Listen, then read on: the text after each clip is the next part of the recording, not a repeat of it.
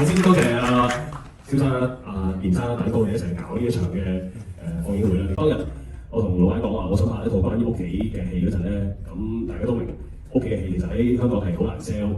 咁於是我哋用最多嘅方法啦，包括希望加啲得意嘅橋，譬如出租家人啊、飛下車啊，希望可以商業少少啦。咁但係個底都係想翻返去講屋企啦，講人與之間嘅關係啦，講你同朋友之間嘅關係啦。希望大家係會珍惜嘅睇完個戲之後，套戲好後會唔記得，但係你同你身邊嘅屋企人啦、你嘅朋友啦、你嘅親人、你嘅同學仔，其實個關係可以一生一世。希望大家可以好好珍惜呢啲嘅情誼。多謝大家。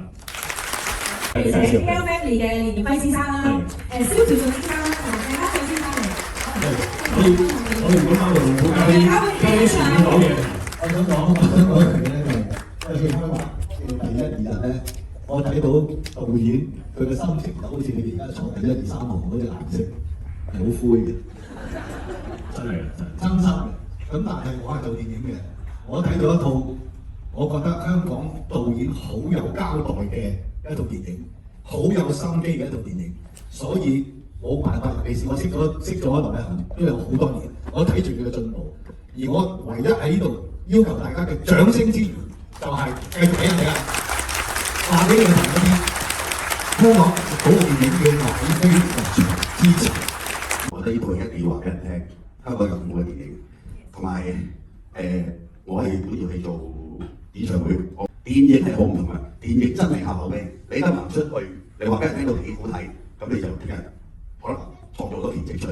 呢度4萬人，如果好睇，你睇4萬人係變咗16000，16000人再4萬人睇係640萬，呢個數學我哋全部得嘅，係嘛？呢個數學係啱。